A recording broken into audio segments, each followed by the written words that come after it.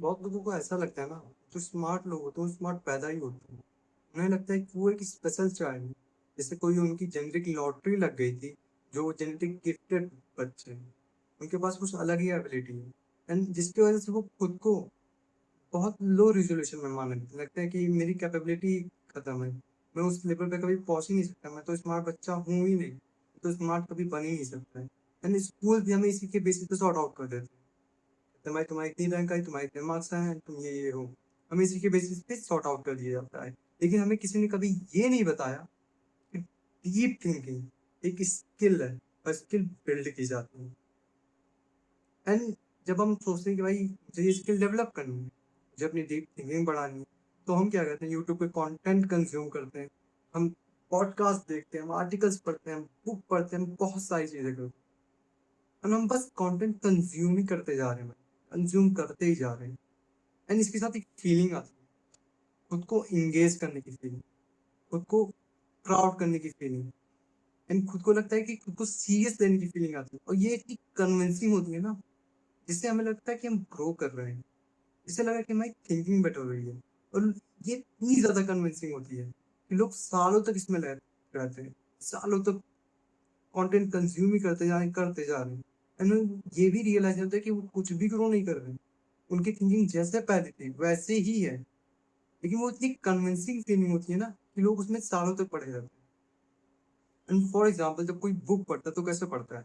For example, एक book आई, तुमने एक पढ़ी, या फिर तुमने एक ऑडियो बुक सुनी, जब कोई उसकी तुम कहते हो भाई मैं अब इसको समराइज कर दूंगा, तो मुझे लगता है उसको समराइज करना ही एक एक्चुअल लर्निंग है। क्या सच में एक एक्चुअल लर्निंग है? नहीं। चलो मैं इसको स्टार्ट करता हूँ। फ्रांसिस बैकन ने 1625 में कुछ लिखा था।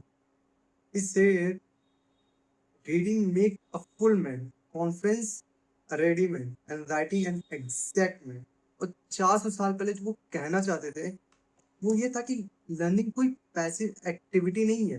जैसे फॉर एग्जांपल, कोई पैसिव एक्टिविटी नहीं है कि तुम बस उसे पैसिवली एक्टिवेट कर रहे हो।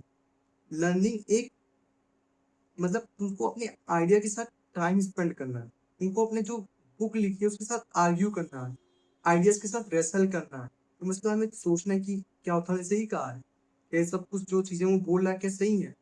अगर सही नहीं है तो मतलब इसके नेगेटिव पॉइंट्स क्या है, इसके अच्छे पॉइंट्स क्या है, उसे तुमको खुद से इंटरप्रेट करना पड़ता है। तुम्हें हर एक चीज में डीप जाना पड़ता है, तुमको अपने आइडियाज के साथ बैठना पड़ता है, तब जाके तुम उसमें डीप समझ पाते हो। ना कि उसकी समरीज को तुमने समझ लिया तो वही एक लर्निंग है, नहीं। तुम आइडिया के साथ रेसल करते हो। एंड रीजन ये है कि लोगों को लगता है कि वो ग्रो कर रहे हैं इसमें, ऐसा इसलिए कि आइडियाज के साथ बैठना, उनको इंटरप्रेट करना, आइडियाज के साथ बैठ के तुम उनके साथ लड़ रहे हो, तुम उनके साथ सोच रहे हो, तुम उनके साथ रेसल कर रहे हो, ये बहुत स्लो प्रोसेस होता है। ये बहुत अनसेटिस्फाई होता है, ज्यादा देन सिर्फ आइडियाज को कंज्यूम करता कंटेंट। ये बहुत इजी होता है। लेकिन जब तुम उसे रेसल करते हो, तुम उससे सीखते हो, तुम उस पर जवाब उठाते हो, ये बहुत ज्यादा टाइम टेकिंग होता है, बहुत स्लो प्रोसेस होता है। इसलिए लोग कंटेंट कंज्यूम करते हैं rather than उसको खुद से ही इंटरप्रेट करते हैं, खुद से ही क्वेश्चंस पूछते हैं। एंड मैं क्यूरियोसिटी की बात करने जा रहा हूँ।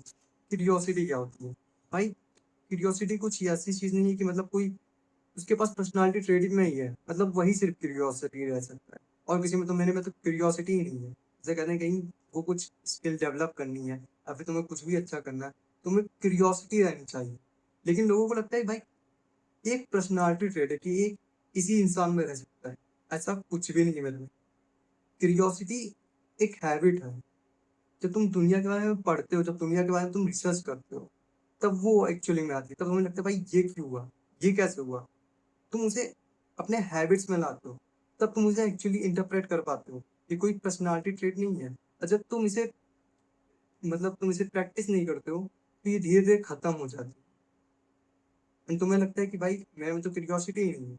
एंड मैक्सिमम लोग एट द एज ऑफ 20 उनकी सारी क्यूरियोसिटी खत्म हो जाती है, कि हमें तो भाई नॉलेज को सिर्फ रट्टा मारना सिखाया गया है। भाई समराइज कर दो, यही एक्चुअल नॉलेज है। इसे शॉर्ट लैंग्वेज में बता दो, यही एक्चुअल नॉलेज है। ना कि उसके डीप में जाना, भाई क्या होता है, सही कहा था, क्या ये सही है?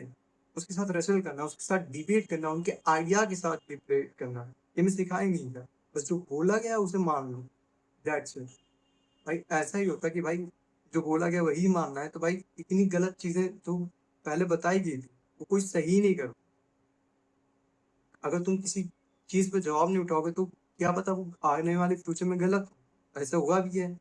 पहले स्टार्टिंग में किसी ने कहा था कि धरती गोल नहीं चपटी है, लेकिन किसी ने प्रूफ किया ना, क्योंकि उसके साथ एग्री नहीं। एंड जरूरी नहीं कि सारी चीजें जो दुनिया में अभी तक डिस्कवर हुई वो सही है, लेकिन उसको गलत प्रूफ करने के लिए तुम्हें अपने आप से क्वेश्चन पूछना पड़ेगा ना, तब तो जाके तुम उसमें डीप में जा पाओगे। लेकिन तुम वो करते ही नहीं हो। क्यूरियोसिटी क्या होती है, जब तुम खुद के साथ बातें करते हो, खुद के साथ डिस्कवर करते हो, तब वो तुम्हारे अंदर आती है। चार्ली मंगर वॉरेन बफेट के एक पार्टनर थे। उन्होंने कोई फॉर्मल ट्रेनिंग नहीं की थी, एंड 20वीं सेंचुरी का एक सबसे formidable self educated mind build किया। उन्होंने इस बारे में बात की थी as building a lattice work of mental models. तो इसमें होता क्या है कि डिफरेंट फील्ड, मतलब तुम जैसे हम लोग में क्या होता है कि भाई अगर तुम साइंस पढ़ लो तो तुम्हारे ये सब्जेक्ट है, तुम मैथ्स पढ़ लो तो ये है। लेकिन इसमें क्या करते हैं वो, कुछ psychology, history, biology, economics, physics, philosophy, इन सब में हम लोग को पढ़ाया जाए। एंड इसमें हमको कोई एक्सपर्टीज नहीं हासिल करनी कि भाई तुमको इसमें एक्सपर्टीज हासिल करनी है, तुम्हें इसके बस बेसिक आइडियाज देख। क्योंकि जब क्या होता है, जैसे तुम अभी एक चीज पे पढ़ लो या फिर कुछ भी, तो तुम एक प्रॉब्लम को एक ही तरीके से देखोगे, भाई एक प्रॉब्लम है तो मैं इसी चीज पे बेसिस पे देख रहा हूँ। लेकिन जब तुमको तुम्हारे पास बंच ऑफ नॉलेजेस होती हैं, बंच ऑफ चीजें होती हैं, तुम इस तरह से भी सोच सकते हो, तुम उस तरह से भी सोच सकते हो। तुम्हारे पास 20 डिफरेंट आइडियाज होंगे, क्योंकि तुमने 20 अलग चीजें देखी हैं, तुमने 20 अलग चीजें महसूस की है, तुमने समझी है, तभी तो तुम उसको इंटरप्रेट कर पाओगे। And it is the example of it. जब तुम 20 अलग अलग चीजें सीखते हो, तो तुम 20 अलग अलग चीजों को इंटरप्रेट करना, 20 अलग अलग चीजों को इंटरप्रेट करके उनके प्रॉब्लम्स को डिफ्रेंशिएट कर सकते हो, अलग अलग प्रॉब्लम्स को उस नजरिए से देख सकते हो। लेकिन अगर तुम्हारे पास नॉलेज ही लिमिटेड है तो तुम उसको एक ही नॉलेज के बेसिस पे देखोगे। बुक्स के बारे में मेरा स्पेशली कुछ कहना है। देखो होता क्या है ना, जब लोग गिल्ड में चले जाते हैं, जब उनके पास कोई नॉलेज नहीं होती है, जब वो काम नहीं कर पा रहे होते हैं, जब वो एक बार में डिसाइड करते हैं कि भाई मेरे को चेंज करना है, मुझे काम करना है, तो जब वो स्टार्ट करें ना वो गिल्ट में होते हैं।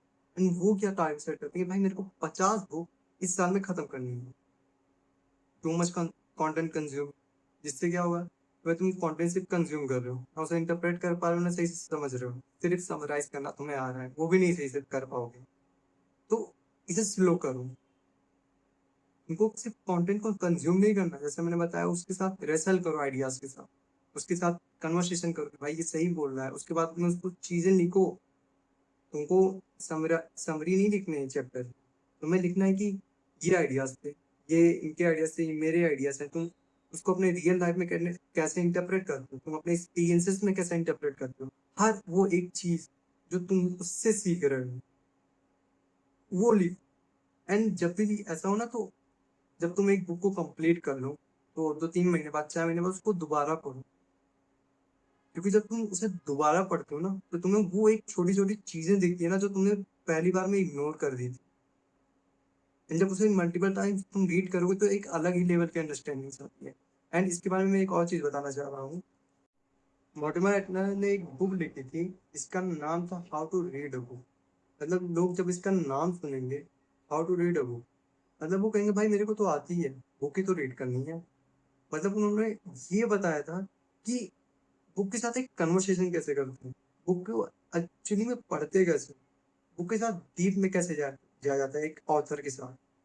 लेकिन लोगों को लगता है भाई मेरे को तो आती है बुक पढ़ना। नहीं, जैसा मैंने बताया कि उसको रेसल करो आइडियाज के साथ, खुद के आइडियाज लिखो, उसके साथ आर्ग्यूमेंट करो, सब कुछ करो, डिबेट करो उसके साथ, उसके आइडियाज को मत मानो, उसको अपने हिसाब से करो, भाई ये ऐसा नहीं हो सकता, ऐसा भी हो सकता है। एंड अपने एक्सपीरियंस के साथ उसे मर्ज करो कि मेरे एक्सपीरियंस में ऐसा काम आया, एंड उसे सब लिखो। लास्ट में मैं यही कहना चाहूंगा, स्लो डाउन हो जाओ, चीज़ों को कॉम्प्लिकेट मत करो, कोई भी चीज़ कॉम्प्लिकेट नहीं है।